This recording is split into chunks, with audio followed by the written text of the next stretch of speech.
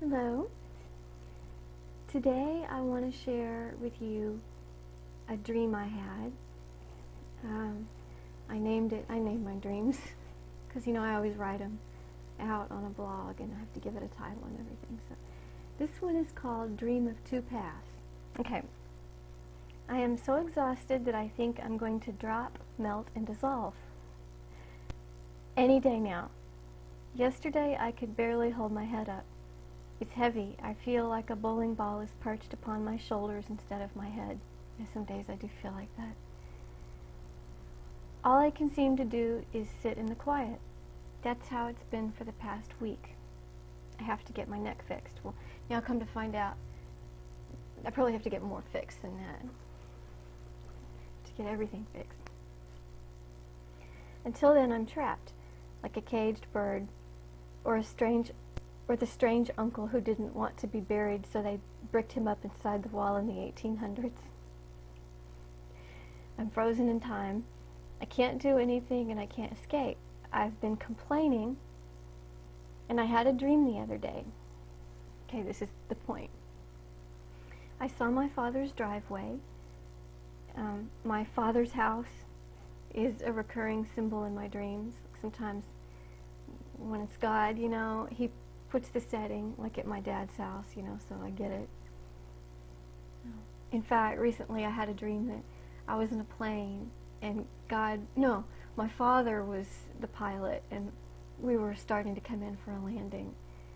And never mind, that's a whole other thing. That's another thing. Because I had a series of airport dreams back in the 90s, like I was always in an airport terminal, really stressed and scared, about to embark on some journey, So I saw my father's driveway, and running the length of the driveway were two narrow strips of dirt to plant ground cover in. Normally there'd be one, but in my dream there were two, and I approached them. I had some monkey grass in my hand and I wanted to plant it. I looked at the two strips. They ran parallel. One was narrow and one was wide. You have a narrow strip of dirt and a wide strip of dirt. Where am I? The wide one ran on the outside and the narrow one ran closest to the house. The narrow strip of dirt was only about 6 inches wide, but the dirt was dark and rich. The wide strip of dirt was about 2 feet wide, but it was filled with sand. What a dilemma. I thought the monkey grass will be too cramped and only 6 inches.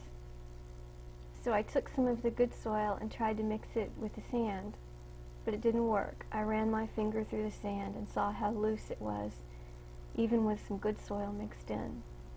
There's no way it would be able to hold and support anything trying to grow in there. I looked again at the narrow strip and realized, although cramped and tight, the soil was perfect.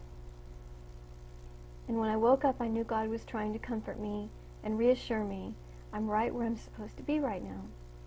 The narrow path may be cramped, but the soil is rich. The key is contentment and patience. I lost both of these somewhere along the way. Well, I didn't really lose them. They come and go. I always have to pray for contentment. I think it was when I realized I was reaching the end of telling my story. All that needing to get it out was my fuel, and it kept me going. Now that it's all out, I'm down to just dealing with each day as it comes. That's not true. Well, now, because I discovered video blogging.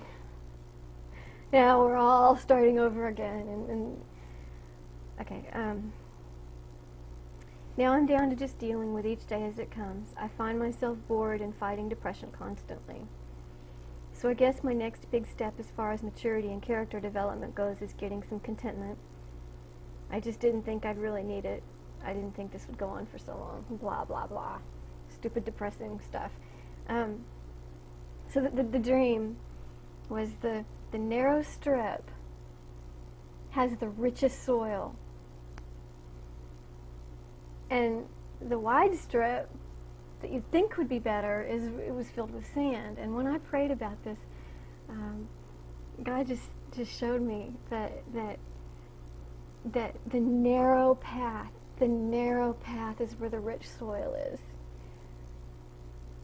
I think a lot of non-believers, that's one thing that they're confused about, is they wonder how on earth can we Christians be so happy and content when they think we have so many restrictions and such a confined, narrow life, and they see it as kind of a prison. But no, it's within those boundaries, within those guidelines. The soil is rich and deep and dark. Such potential for growth. So fertile. It's such a fertile garden. When you're with God, when you live within His boundaries, that they're not rules. They're not there to to make you miserable.